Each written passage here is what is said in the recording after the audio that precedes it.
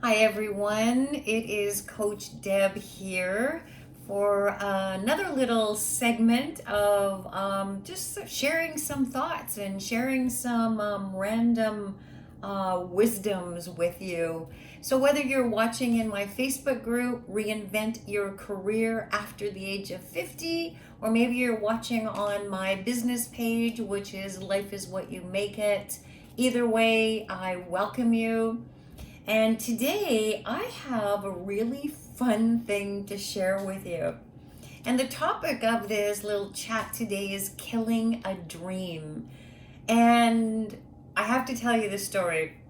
So, the story is a very personal story because it's about me and a dream I had last night.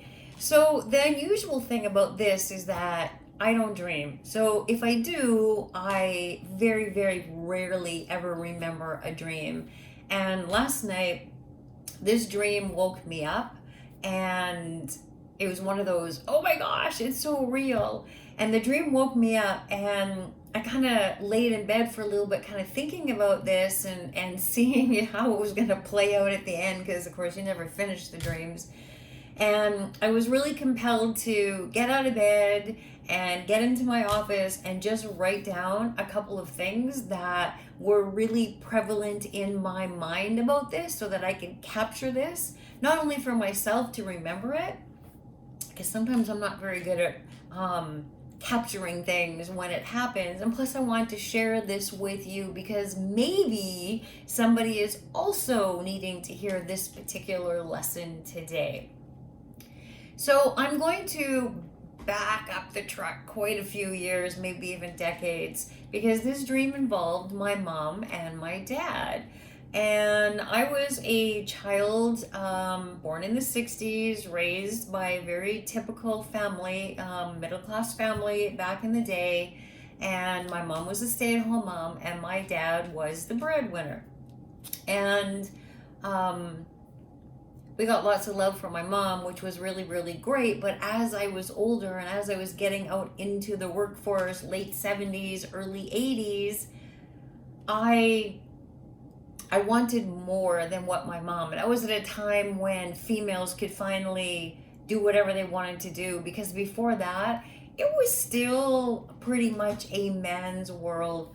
So I had gone to university and I was going to make a name for myself. And so there was a period of time kind of between about 16 to about 24, maybe 25, where I lost a little bit of respect for my mom.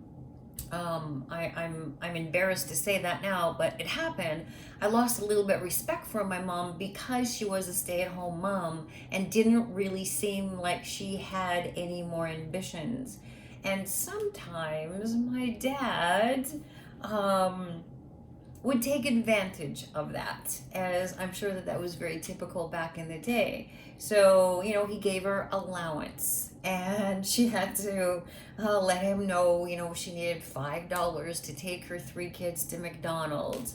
So we lived in that kind of a family where my dad was pretty much the ruler of the roost. Well, I was not going to let that happen to me. I was going to make a name for myself. I was going to make my own money. Nobody was going to give me an allowance so I could take anybody to McDonald's if that's what I chose to do.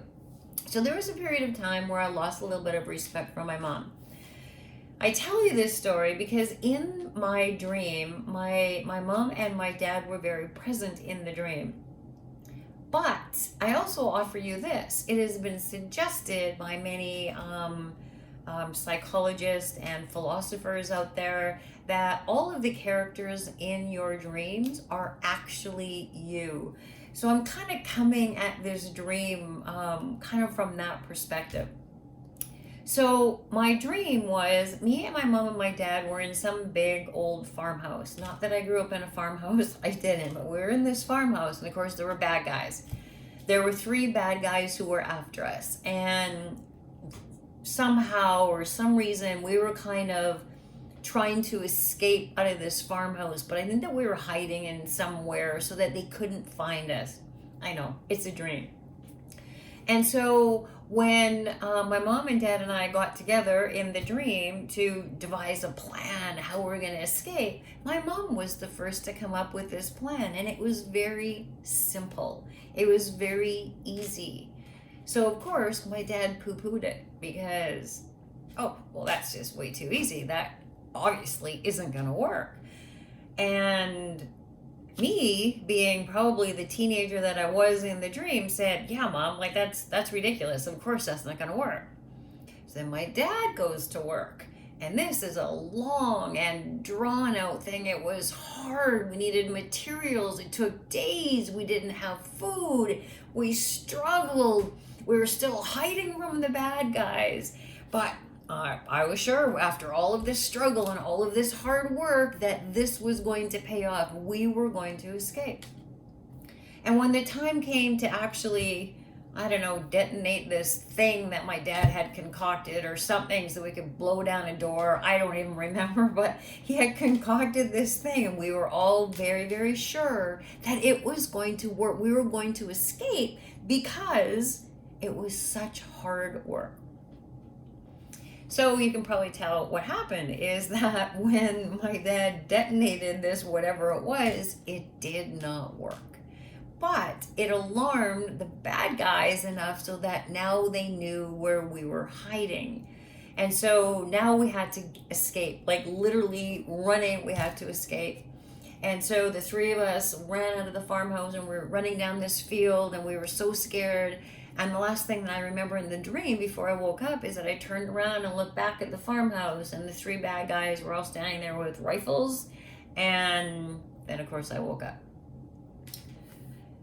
Because you can't die in a dream. So, when I woke up, I was startled, obviously, by this, but there was just something else that really compelled me to just kind of lay there for a little bit and just kind of think about this.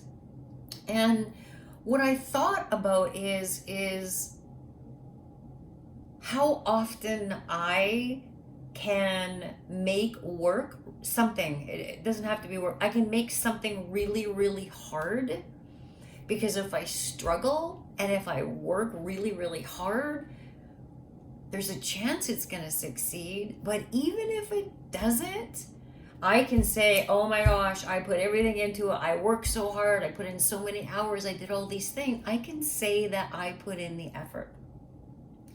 And then it got me to think about, what if it was easy? Just like my mom's idea. My mom's idea would have worked, by the way, in the dream. But what if it was easy? And so I'm offering this to you, is that where in your life are you making things really difficult for yourself and in essence really killing your dream?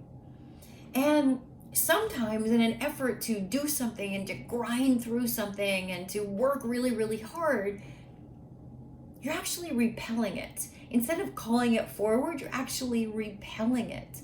And sometimes that struggle and that hustle, you want to complete something, and when it doesn't happen, it's very, very easy to just give up and say, okay, I'm not doing this anymore. But that calling is in your heart.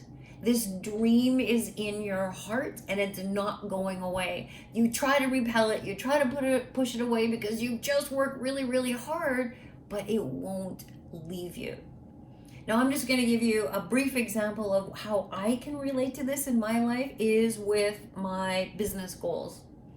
Sometimes I set very aggressive business goals because I have a dream to work with 1,000 women who are in the age, who are in the bracket of 50 to 63 or whatever, to really find or create their dream job and not to suffer and not to settle in their life, to really create something beautiful.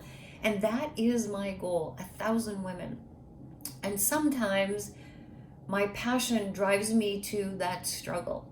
Instead of maybe just allowing things and receiving things, sometimes I can work really hard and still maybe not get the results I want all the time. Sometimes I do, but sometimes I don't. So working really hard is rarely a reflection of what kind of results that you get. And this calling has been on my heart for a very, very long time. And sometimes, throughout the course of my 16 years of doing this, have I felt like giving up? Of course. It's not always easy being an entrepreneur. And every time I go, okay, you know what? I'm done. I'm going to go and use my network. I'm going to go and find another job. I need to do something else. I need something that's more sustainable. I need something that's more challenging for me. Every time I do that, I get reminded that no, this is what I want to be doing. But the reminder is that I don't need to kill my dream with struggle and with strife. It can actually be very easy. So where are you doing this? Maybe you're at a point in your life right now where you're really not happy in the job that you're in right now, but you just, again, you have health benefits and you're contributing to your 401k, and it's just like, it's just easier to stay here. Is it? Because if you have this dream in your heart to, I don't know, let's just say, be an artist. You want to be an artist. You want to remember all of the artistic stuff that you used to do, all the creative things that you used to do, and you really would like to find a way to be able to do that every single day and monetize it in some way, shape, or form. But it's just easier to stay in the job that you've been at for the last 28 or 30 years. Just easier. But that dream doesn't go away. As much as you try to push it away, that dream does not leave you. And maybe, just maybe, that dream is actually easier to achieve than what you think. I hope that this little story resonated with somebody, and maybe somebody really needed to hear this message today. And that is my message for you, is that where are you making things so hard? And maybe with the right mindset and with the right strategies, doing work that you love to do is actually much easier than what you think it is. And if you would like to chat about that at all, please book a call with me. I'd love to help you figure out if your dream is silly. Well, it's not, but I'd love to help you get some clarity around what it's costing you to not go after this dream, or what it's costing you to stay stifled and stagnant in this crappy job that you no longer like. And how would your life be, and how would you feel about yourself if you actually got to spread your wings and fly and just do something that really, really lit you up? And that's what that call is for. It's a clarity call. It's a breakthrough call. It's a strategy call. Call it whatever you want to do. It's a free 45-minute session to see if I can help you kind of bridge that gap between your suffering and to where you would like to be. And if that means working with me in some way, shape, or form, then I'm happy to talk to you about that. And if that doesn't work for either one of us, because I only work with a select group of people, ladies, and I really need you to hear that. I only work with people who are really committed to change, because I know what kind of results my clients get, but only if they do the work. So if you're really committed to finding out, maybe this is something that I want to look into, maybe this calling in my heart isn't so frivolous after all, then please book a call with me by going to debraven.com/apply. That's my name, debraven.com/apply. Pick a spot on my calendar page. There's a short application to fill out after that. You need to fill out the application in order for me to commit to the call, because if you can't take 2 minutes filling in an application, then I don't want to take 45 minutes of my time to help you either. So it's reciprocity both ways. You have to give and you have to take. And I would be delighted to see your name on my calendar, because you can help me fill my business goal of helping 1,000 women out of their stuck and unfulfilling jobs that they're in right now into doing work that really lights them up. Thank you, everybody, for listening to my silly little dream story, and we'll see you all real soon. Bye.